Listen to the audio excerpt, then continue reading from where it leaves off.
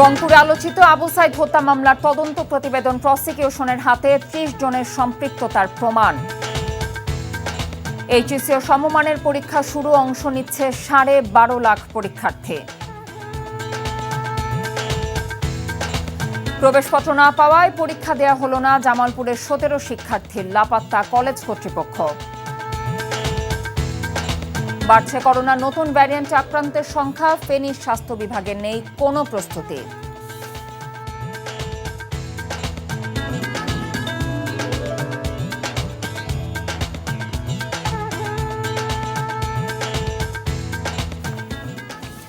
আসসালামু আলাইকুম, কথা নাহিয়ান, স্বাগত জানাচ্ছেন টিভির দেশের খবরে। ক্রাউন সিমেন্ট শিরোনাম দেখছিলেন, এবার নিয়ে যাব পুরো খবরে।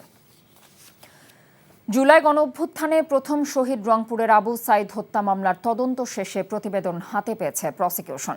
মিলেছে ৩০ জনের সম্পৃক্ততা। রোববার ট্রাইব্যুনাল ২-এ আনুষ্ঠানিক তদন্ত প্রতিবেদন করা হবে বলে জানিয়েছে প্রসিকিউশন। এর আগে ২৪শে জুন তদন্ত প্রতিবেদন ট্রাইব্যুনালের প্রসিকিউশনে জমা দেয় তদন্ত সংস্থা। এই প্রতিবেদনে রংপুর বেগম রোকেয়া বিশ্ববিদ্যালয়ের শিক্ষার্থী আবু সাইদ হত্যার সঙ্গে ৩০ জনের সম্পৃক্ততা মিলেছে বলে উল্লেখ করা হয়েছে। মামলায় ৪ আসামি কারাগারে রয়েছেন। তারা হলেন রংপুরের বেগম রোকেয়া বিশ্ববিদ্যালয়ের সাবেক প্রক্টর শরীফুল ইসলাম, পুলিশের সাবেক সহকারী উপপরিদর্শক আমির হোসেন, কনস্টেবল সুজন চন্দ্র রায় ও ছাত্রলীগ নেতা ইমরান চৌধুরী। এর আগে গত ১৫ জুন আন্তর্জাতিক অপরাধ ট্রাইব্যুনালের চেয়ারম্যান বিচারপতি মোহাম্মদ গোলাম মর্তুজা মজুমদারের নেতৃত্বাধীন ট্রাইব্যুনাল মামলাটির তদন্ত ১ মাসের মধ্যে শেষ করার নির্দেশ দেন। তদন্ত শেষে প্রতিবেদন হাতে পেয়েছে প্রসিকিউশন। আমি তো আপনাকে বললাম যে কে তাকে গুলি করেছে, ২ জন তাকে গুলি করেছে, সরাসরি তাদের কথা বলা হয়েছে। শেখ হাসিনার বিরুদ্ধে আবু সাইদ হত্যাকাণ্ডের উস্কানি এবং নির্দেশ দানের অভিযোগে ফরমাল চার্জ ইতিমধ্যেই দাখিল হয়েছে। তদন্ত প্রতিবেদনে ৩০ জন দেওয়া হয়েছে। আমরা ইনভেস্টিগেশন করে আমাদের ইনভেস্টিগেশন এজেন্সি আমাদের কাছে রিপোর্ট দাখিল করেন, সামগ্রিক দিক বিবেচনা করেই এই রিপোর্টটা তৈরি করেছেন। তারপরেও আমরা এটা পর্যালোচনা করব। আশা করছি যে আগামী রোববার আমরা এই ফরমাল চার্জ দাখিল করব। এদিকে ছাত্র, শিক্ষক ও প্রত্যক্ষদর্শীদের সাথে গণশুনানি না করে শহীদ আবু সাইদ হত্যা মামলার চার্জশিট দাখিল করার প্রতিবাদে বিক্ষোভ মিছিল এবং সমাবেশ করেছে রংপুর বেগম রোকেয়া বিশ্ববিদ্যালয়ের শিক্ষার্থীরা। সকালে ঢাকায় আন্তর্জাতিক ট্রাইব্যুনাল আদালতে শহীদ আবু সাইদ হত্যা মামলায় ৩০ জনকে আসামি করে চার্জশিট প্রদান করা হয়েছে মর্মে চিফ প্রসিকিউটর তাজুল ইসলামের বক্তব্য শুনে রোকেয়া বিশ্ববিদ্যালয়ের শিক্ষার্থীরা বিক্ষুব্ধ হয়ে ওঠে। এ সময় শিক্ষার্থীদের সাথে একমত পোষণ করে বক্তব্য দিয়েছেন বিশ্ববিদ্যালয়ের ভিসি ডক্টর শওকত আলী। শিক্ষক ও শিক্ষার্থীরা অভিযোগ করে বলেন, শহীদ আবু সাইদ হত্যা মামলার চূড়ান্ত অভিযোগপত্র পেশ করার আগে ২৩শে জুন বিশ্ববিদ্যালয়ে গণশুনানি করার কথা ছিল আন্তর্জাতিক ট্রাইব্যুনালের, কিন্তু তারা গণশুনানি না করে অভিযোগপত্র প্রদান করায় তা প্রত্যাখ্যান করার ঘোষণা দিয়েছে শিক্ষার্থীরা। আজ থেকে শুরু হয়েছে এইচএসসি ও সমমানের পরীক্ষা। এবার ৯টি সাধারণ, মাদ্রাসা ও কারিগরি শিক্ষা বোর্ডে মোট ১২,৫১,০০০ পরীক্ষার্থী অংশ নিচ্ছে। পরীক্ষা কেন্দ্র পরিদর্শন করে শিক্ষা উপদেষ্টা CR আবরার বলেছেন, সুশৃঙ্খলভাবে পরীক্ষা শেষ করে দ্রুততম সময়ের মধ্যে ফলাফল প্রকাশ করা হবে। রিপোর্ট করছেন কায়কোবাদ মাহমুদ।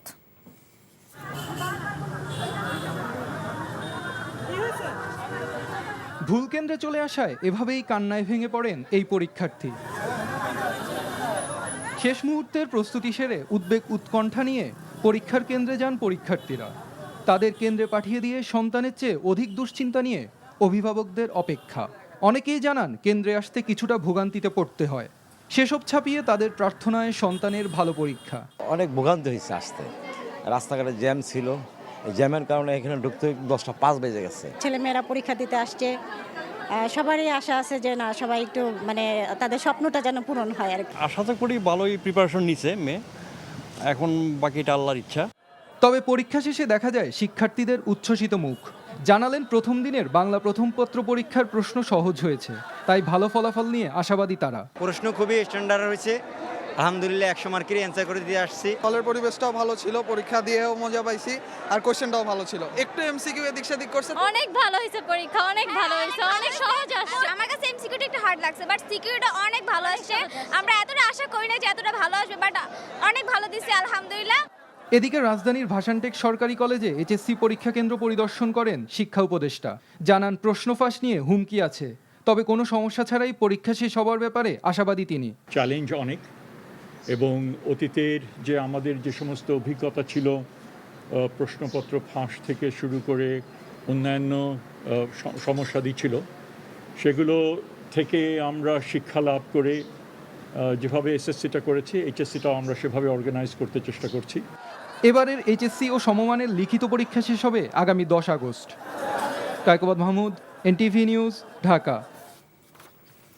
প্রবেশপত্র না পাওয়া এইচএসসি পরীক্ষায় অংশ নিতে না পারার অভিযোগ করেছেন জামালপুর পৌর এলাকার একটি কলেজের 17 শিক্ষার্থী। সকাল থেকে শিক্ষার্থীরা প্রশান্তি আইডিয়াল স্কুল অ্যান্ড কলেজের সামনে অবস্থান নেন।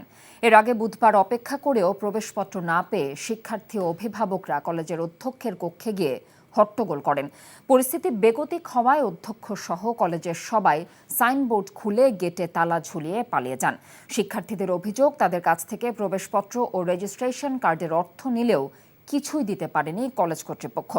তবে জেলা প্রশাসন জানায়, লিখিত অভিযোগ পেলে অভিযুক্ত প্রতিষ্ঠানের বিরুদ্ধে ব্যবস্থা নেওয়া হবে।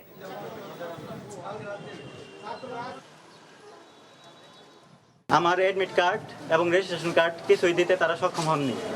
তারা 19 তারিখের পর থেকে আমার কাছ থেকে শুধু সময় নিয়ে যাচ্ছে। তারা বলে যে আজকে পাবে না, কালকে পাবে, কালকে পাবে না, পরশু পাবে। আমরা যখন সকালে যখন সেন্টারের উদ্দেশ্যে বেরোয়ার আগে যখন স্যারদের আমাকে ফোন দিই, তখন স্যার আমাদের বলতে তোমাদের অ্যাডমিট প্রিপেয়ার করতে পারি নাই, তোমরা এখন পরীক্ষা দিতে পারবা না। তো আমরা এটার আর কোনো প্রতিবাদ জানাইতেছি, এটার বিরুদ্ধে কোনো অ্যাকশন নেওয়া। এদিকে ঢাকা বোর্ড ছাড়াও অন্য 9টি বোর্ডে এইচএসসি বাংলা প্রথম পত্রের পরীক্ষা অনুষ্ঠিত হয়েছে। করোনার সংক্রমণের রোধে স্বাস্থ্যবিধি মেনে সকাল 10টা থেকে দুপুর 1টা পর্যন্ত পরীক্ষায় অংশ নিয়েছেন শিক্ষার্থীরা। রাজশাহী শিক্ষা বোর্ডের 8 জেলায় 207টি কেন্দ্রে পরীক্ষায় অংশ নিয়েছেন 1,33,613 জন শিক্ষার্থী। যশোর শিক্ষা বোর্ডের 10 জেলায় এইচএসসি পরীক্ষা দেন 1,16,317 জন পরীক্ষার্থী। সিলেটে 88টি কেন্দ্রে 322টি শিক্ষা প্রতিষ্ঠানের 69,683 জন পরীক্ষার্থী অংশ নিয়েছেন। কুমিল্লা বোর্ডে 192টি কেন্দ্রে বাংলা প্রথম পত্রের লিখিত পরীক্ষা দেন 1 লাখ পরীক্ষার্থী। দিনাজপুর বিভাগে শান্তিপূর্ণ পরিবেশে পরীক্ষা অনুষ্ঠিত হয়েছে। এর মধ্যে রংপুর কারমাইকেল কলেজে এইচএসসি পরীক্ষার কারণে গতকাল আন্দোলনকারীরা শাটডাউন কর্মসূচি শিথিল করায় নির্বিঘ্নে পরীক্ষা দিয়েছেন 1600 জন পরীক্ষার্থী। ময়মনসিংহ শিক্ষা বোর্ডের অধীনে 4 জেলায় 106টি কেন্দ্রে পরীক্ষা দেন 78,994 জন শিক্ষার্থী। এছাড়া বরিশাল বিভাগের বিভিন্ন কেন্দ্রে স্বাস্থ্যবিধি মেনে শান্তিপূর্ণ পরিবেশে পরীক্ষা অনুষ্ঠিত হয়েছে। বিএনপি স্থায়ী কমিটির সদস্য সালাউদ্দিন আহমেদ বলেছেন, স্বৈরাচার ও ফ্যাসিবাদ যাতে আর মাথা চাড়া দিয়ে উঠতে না পারে, সেজন্য প্রধানমন্ত্রী পদে 10 বছরের বেশি কেউ থাকতে পারবে না, এই বিষয়ে একমত হয়েছে বিএনপি। স্থায়ী কমিটির আরেক সদস্য আমির খসরু মাহমুদ চৌধুরী জানিয়েছেন, ফেব্রুয়ারিতে জাতীয় নির্বাচনের সময় নির্ধারণ হওয়ায় স্বস্তি প্রকাশ করেছে ইউরোপীয় ইউনিয়ন। আলাদা অনুষ্ঠানে এসব কথা বলেন তারা। ইমরুল হাসানের রিপোর্ট। প্রতিষ্ঠার 13 বছর পার করল নাগরিক ঐক্য। এই উপলক্ষে জাতীয় প্রেস ক্লাবে আলোচনা সভায় জাতীয় নির্বাচন সামনে রেখে সংস্কার প্রক্রিয়া আরও ত্বরান্বিত করার তাগিদ দেন বক্তারা। বিএনপির নীতি নির্ধারণী ফোরামের সদস্য সালাউদ্দিন আহমেদ বলেন, সুষ্ঠু গণতন্ত্রের স্বার্থে প্রধানমন্ত্রীর মেয়াদ নিয়ে ছাড় দিয়েছে বিএনপি। তবে নির্বাহী বিভাগের ক্ষমতা খর্ব না করার আহ্বান জানান তিনি। বলেন, সাংবিধানিক প্রতিষ্ঠানগুলো যাতে স্বাধীনভাবে কাজ করতে পারে, প্রয়োজনে সেই আইন প্রণয়ন করা যেতে পারে। সময় অনেক লাগছে, কিন্তু আমি বিশ্বাস করি আমরা একটা জায়গায় ঐক্যতে আসতে পারবো। আমরা বলেছি 10 বছরের বেশি কোনো ব্যক্তি বাংলাদেশে প্রধানমন্ত্রীত্বের আসনে বসতে পারবেন না। এখানেই স্বৈরাচারকে রুখে দেয়া হলো, এখানেই ফ্যাসিবাদের উৎপত্তি বন্ধ করে দেয়া হলো। আমরা যদি প্রতি ক্ষেত্রে নির্বাহী বিভাগকে সীমাবদ্ধ করি, আইনিভাবে সাংবিধানিকভাবে থাকলে কিন্তু নির্বাহী বিভাগ দুর্বল হবে, রাষ্ট্র পরিচালনা করা যাবে না, সরকার পরিচালনা করা যাবে না। আর যদি যে যার জায়গায় নির্বাহী বিভাগ, বিচার বিভাগ এবং আইনসভা তার সীমাবদ্ধের মধ্যে কাজ করতে বাধ্য থাকে, সেই ব্যবস্থাটা আমরা গ্রহণ করি, তাহলেই প্রকৃতপক্ষে রাষ্ট্রের সংস্কার হবে। বৃহস্পতিবার ইউরোপীয় ইউনিয়নের রাষ্ট্রদূত মাইকেল মিলার বৈঠক করেন বিএনপির সাথে। ইইউ আশা করে ভবিষ্যতে বাংলাদেশের সংসদ আরও স্বচ্ছতা ও জবাবদিহিতার সঙ্গে পরিচালিত হবে। নির্বাচনে ফেব্রুয়ারিতে হতে যাচ্ছে, এই জন্য সবার তো একটা স্বস্তি আছে, সন্তুষ্টি আছে এবং আশা করছে আমরা দ্রুত নির্বাচনের দিকে গিয়ে আমাদের যে গণতান্ত্রিক প্রক্রিয়ায় অর্ডারের দেশটা ফিরে যাবে। কারণ তারাও তো সবাই অপেক্ষা করছে, অনেক কিছু অপেক্ষা করছে একটি নির্বাচিত সরকারের উপর তাদের কর্মকাণ্ড আগামী দিনে কী হবে।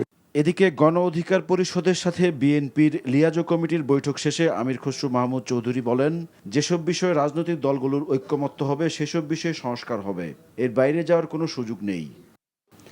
Imrul Hasan, NTV news, Dhaka. দেশে বাড়ছে করোনা ভাইরাসের নতুন ভ্যারিয়েন্টে আক্রান্তের সংখ্যা। এরই মধ্যে আশেপাশের জেলাগুলোতে করোনার সংক্রমণের খবর পাওয়া গেলেও ফেনীর স্বাস্থ্য বিভাগের নেই কোনো পদক্ষেপ। জেলার হাসপাতালগুলোতে নেই আরটি-পিসিআর ল্যাব, নেই নমুনা সংগ্রহের কিট। সংকট সমাধানের আশ্বাসেই দায় সেরেছে জেলার স্বাস্থ্য বিভাগ। ফেনী থেকে ওসমান হারুন মাহমুদের পাঠানো প্রতিবেদন। ফেনীর ২৫০ শয্যা জেনারেল হাসপাতালে চট্টগ্রামে শনাক্ত হওয়া একজন সহ করোনা উপসর্গ নিয়ে ভর্তি রয়েছেন ৩ জন রোগী।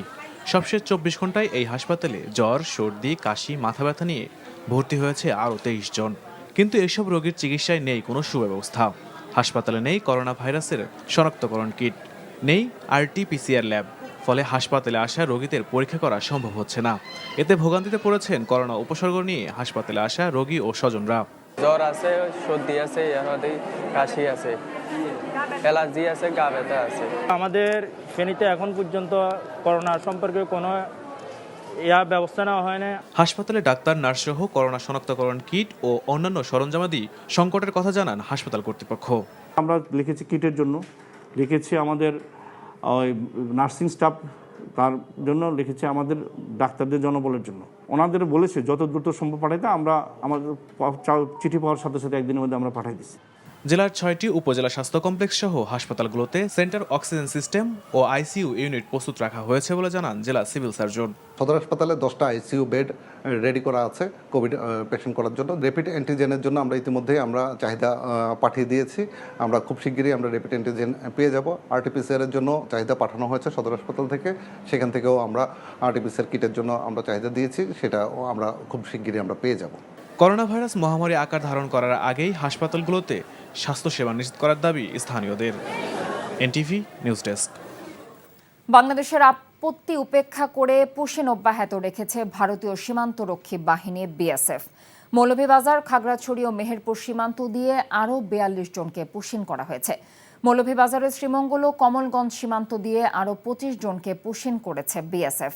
পুলিশ ও এলাকাবাসী জানিয়েছেন, গত রাতে শ্রীমঙ্গল উপজেলার সিন্দুরখান ইউনিয়নের কাকমারা সীমান্ত দিয়ে বাংলাদেশে অনুপ্রবেশ করানো হয় নারী ও শিশু সহ ১৯ জনকে। আর কমলগঞ্জ উপজেলার ধলই সীমান্ত দিয়ে আরও ৬ জনকে পুশিন করেছে বিএসএফ। অন্যদিকে খাগড়াছড়ির মাটিরাঙ্গা উপজেলার শান্তিপুর সীমান্ত দিয়ে নারী ও শিশু সহ ৯ জনকে বাংলাদেশ সীমান্তে ঠেলে দিয়েছে বিএসএফ। এছাড়া মেহেরপুর সীমান্ত দিয়ে ৮ জনকে পুশিন করা হয়েছে। সাভারে বৈষম্য বিরোধী ছাত্র আন্দোলনে আলিফ আহমেদ সিয়াম নামে এক স্কুল ছাত্রকে গুলি করে হত্যার অভিযোগে শেখ হাসিনা সহ ৯২ জনের বিরুদ্ধে সাভার মডেল থানায় হত্যা মামলা করা হয়েছে। মামলার বাদী নিহত সিয়ামের বাবা বুলবুল কবির। সকালে মামলার বিষয়টি নিশ্চিত করেছেন সাভার মডেল থানার ভারপ্রাপ্ত কর্মকর্তা মোহাম্মদ জুয়েল মিয়া। আসামিদের বিরুদ্ধে একই উদ্দেশ্যে পরস্পরের যোগ সাজশে দাঙ্গা, হাঙ্গামা, মারপিট, গুলিবর্ষণ করে হত্যার হুকুম এবং প্ররোচনা দেবার অভিযোগ আনা হয়েছে। নিহত আলিফ আহমেদ সিয়াম সাভার ডেইরি ফার্ম উচ্চ বিদ্যালয়ের ১০ম শ্রেণীর ছাত্র ছিলেন। দেশের বিভিন্ন স্থানে বিভিন্ন আয়োজনে পালিত হচ্ছে মাদক দ্রব্যের অপব্যবহার ও অবৈধ পাচার বিরোধী আন্তর্জাতিক দিবস। এই উপলক্ষে সাভারে বর্ণাঢ্য শোভাযাত্রা, মানববন্ধন ও আলোচনা সভার আয়োজন করা হয়। দিবসটি উপলক্ষে ব্রাহ্মণবাড়িয়ার বিজয়নগর উপজেলার জনসচেতনতামূলক সভা অনুষ্ঠিত হয়েছে। বক্তব্য রাখেন স্থানীয় প্রশাসনের ঊর্ধ্বতন কর্মকর্তা এবং বিশিষ্টজনেরা। জেলা প্রশাসন ও মাদক নিয়ন্ত্রণ অধিদপ্তরের আয়োজনে নওগাঁয় মাদক বিরোধী র্যালি এবং আলোচনা সভা অনুষ্ঠিত হয়েছে। এছাড়া নাটোর, সিরাজগঞ্জ সহ দেশের বিভিন্ন স্থানে পালিত হচ্ছে মাদকের অপব্যবহার ও অবৈধ পাচার বিরোধী আন্তর্জাতিক দিবস।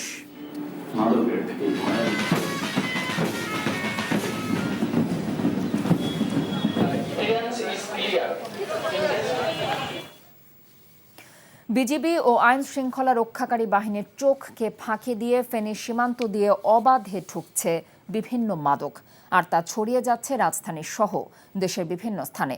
অভিযানে মাঝে মধ্যে মাদক কারবারিরা ধরা পড়লেও মূল হোতারা রয়ে যাচ্ছে আড়ালে। বিজিবি বলছে, গত 1 বছরে ফেনী সীমান্তে ফেন্সিডিল, গাঁজা, বিয়ার, ইয়াবা সহ 6 কোটি টাকার মাদকদ্রব্য জব্দ করা হয়েছে। ফেনীর ওসমান হারুন মাহমুদের পাঠানো রিপোর্ট।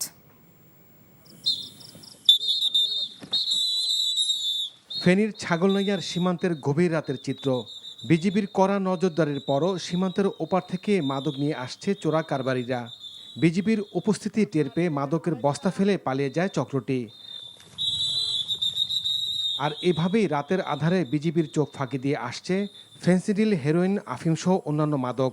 বিজিবির দাবি, সীমান্তে কঠোর নজরদারি রয়েছে তাদের। বৃষ্টি, ঝড় বাদলের ভিতরে তারা বিভিন্ন প্রকার চোরা কারবারির মালামাল নিয়ে আসে। সেক্ষেত্রে আমরা যখন ধাওয়া করি, এই ধাওয়া করা মালটা কি করে ওরা ফালাইতে চলে যায়। আমরা যে ট্রল যে বার করি, এই জনবল হচ্ছে তাদের সেন্ট্রির জনবল অনেক বেশি, যার জন্য আমরা অনেক সময় অনেক মাদক আমরা ধরতে পারি, ব্যর্থ হই। স্থানীয়দের অভিযোগ, ছোটখাটো মাদক কারবারিরা ধরা পড়লেও ধরাছোঁয়ার বাইরে মূল হোতারা। আমাদের দাবি হলো তাদেরকে যদি পায়, মাদকের সাথে যারা জড়িত তাদেরকে গ্রেপ্তার করার জন্য প্রশাসনকে বলবো। মাদকের অপব্যবহার ও অবৈধ পাচার বিরোধী আন্তর্জাতিক দিবসকে সামনে রেখে সীমান্তে নিরাপত্তা রক্ষা, মাদকের অবৈধ পাচার ও চোরাচালান প্রতিরোধ সহ অবৈধ অনুপ্রবেশ রোধে অভিযান ও গোয়েন্দা তৎপরতা বাড়িয়েছে ফেনী 4 বিজিবি ব্যাটালিয়ন। আমাদের প্রচুর জনসচেতনতা বৃদ্ধি করতে হবে। আমরা সোচ্চার আছি এবং বিজিবি জনসাধারণকে সাথে নিয়ে সীমান্ত এলাকায় কোনোভাবেই যেন মাদক প্রবেশ করতে না পারে, সেটা বিষয়ে সর্বদা সোচ্চার আছে। সম্প্রতি ফেনী সীমান্ত থেকে জব্দকৃত 6,13,14,000 মূল্যের মাদক ধ্বংস করেছে BGB. NTV news desk. Cox's Bazar বিমানবন্দরের সম্প্রসারিত কার্যক্রম পরিদর্শন করেছেন বেসামরিক বিমান চলাচল কর্তৃপক্ষের chairman air vice marshal Mohammad Manzur Kabir Bhuiyan. দুপুরে কক্সবাজার বিমানবন্দরের সম্প্রসারিত রানওয়ে, নির্মাণাধীন টার্মিনাল ভবন, রানওয়ে লাইটিং সিস্টেম কাজ পরিদর্শন করেন তিনি। এ সময় দ্রুততম সময়ের মধ্যে কাজ সম্পন্ন করার জন্য সংশ্লিষ্ট ঠিকাদারি প্রতিষ্ঠানকে নির্দেশ দিয়েছেন। আগামী জুলাই মাসের শেষের দিকে কক্সবাজার বিমানবন্দর থেকে আন্তর্জাতিক ফ্লাইট পরিচালনা করার পরিকল্পনা রয়েছে। এজন্য সিভিল এভিয়েশন কর্তৃপক্ষ সকল প্রস্তুতি সম্পন্ন করেছে। এর আগে তিনি কক্সবাজার বিমানবন্দরে বিভিন্ন স্তরের কর্মকর্তা কর্মচারীদের অংশগ্রহণে এক কর্মশালা উদ্বোধন করেন। আবাসন সংকট সহ 5 দফা দাবিতে সবকটি ডিপার্টমেন্টে তালা দিয়ে বিক্ষোভ করেছে বরিশাল বিএম কলেজের শিক্ষার্থীরা। বুধবার বেলা 12টা থেকে দুপুর 2টা পর্যন্ত চলে তাদের কর্মসূচি। শিক্ষার্থীরা জানিয়েছেন, বিএম কলেজে 30,000-এর বেশি শিক্ষার্থী পড়াশোনা করলেও ন্যূনতম আবাসন সুবিধা নেই, যা রয়েছে তার অবস্থাও বেহাল। বৃষ্টি হলে কলেজ ক্যাম্পাসে জলাবদ্ধতার সৃষ্টি হয়। দাবি আদায় না হওয়া পর্যন্ত আন্দোলন চলবে বলে জানানো হয়। কলেজ অধ্যক্ষ ডক্টর তাইজুল ইসলাম বলেন, দাবি বাস্তবায়নে প্রশাসনের সঙ্গে আলোচনা অব্যাহত রয়েছে। বগুড়ার গাবতলীতে বিএনপির ভারপ্রাপ্ত চেয়ারম্যান তারেক রহমানের সহধর্মিণী জোবায়দা রহমানের জন্মবার্ষিকী উপলক্ষে দিনব্যাপী বৃক্ষরোপণ কর্মসূচি পালিত হয়েছে। দুপুরে বাগবাড়ি, জিয়াবাড়ি, জিয়াউর রহমান হাসপাতাল সহ বিভিন্ন স্থানে কর্মসূচি পালিত হয়। এ সময় বিএনপি চেয়ারপারসনের উপদেষ্টা হেলালুজ্জামান তালুকদার লালু সহ দলীয় নেতাকর্মীরা উপস্থিত ছিলেন। অন্যদিকে সিরাজগঞ্জ 3, রায়গঞ্জ, তারাস আসনে গণসংযোগ ও দলীয় নেতাকর্মীদের সাথে মত বিনিময় করেছেন বিএনপির মনোনয়ন প্রত্যাশী খন্দকার সেলিম জাহাঙ্গীর। এছাড়া মুন্সিগঞ্জের সিরাজদি খান সহ বিভিন্ন স্থানে বিএনপির ভারপ্রাপ্ত চেয়ারম্যান তারেক রহমানের নির্দেশে এইচএসসি পরীক্ষার্থীদের মাঝে মাস্ক ও স্যানিটাইজার বিতরণ করেছেন বিএনপির জাতীয় নির্বাহী কমিটির স্বেচ্ছাসেবক বিষয়ক সম্পাদক মীর শরফত আলী সপু। শেষ করছে এনটিভির দেশের খবর, তবে যাবার আগে ক্রাউন সিমেন্ট শিরোনামগুলো জানিয়ে দিচ্ছে আরও একবার। রংপুরে আলোচিত আবু সাইদ হত্যা মামলার তদন্ত প্রতিবেদন প্রসিকিউশনের হাতে, 30 জনের সম্পৃক্ততার প্রমাণ। এইচএসসি ও সমমানের পরীক্ষা শুরু, অংশ নিচ্ছে 12.5 লাখ পরীক্ষার্থী। প্রবেশপত্র না পাওয়ায় পরীক্ষা দেয়া হলো না, জামালপুরের 17 শিক্ষার্থীর লাপাত্তা কলেজ কর্তৃপক্ষ। বাড়ছে করোনায় নতুন ভ্যারিয়েন্টে আক্রান্তের সংখ্যা, ফেনীর স্বাস্থ্য বিভাগের নেই কোনো প্রস্তুতি। এই ছিল এনটিভির দেশের খবরে। এই খবরের ভিডিও সহ আপডেট জানতে ভিজিট করুন এনটিভি অনলাইন www.ntvbt.com। এছাড়াও এনটিভির জনপ্রিয় সব অনুষ্ঠান এবং খবরের আপডেট জানতে ভিজিট করুন আমাদের ইউটিউব এবং ভেরিফাইড ফেসবুক পেজ। 6টা ইভিনিং নিউজ দেখার আমন্ত্রণ রইল। এতক্ষণ সাথে থাকার জন্য ধন্যবাদ সবাইকে।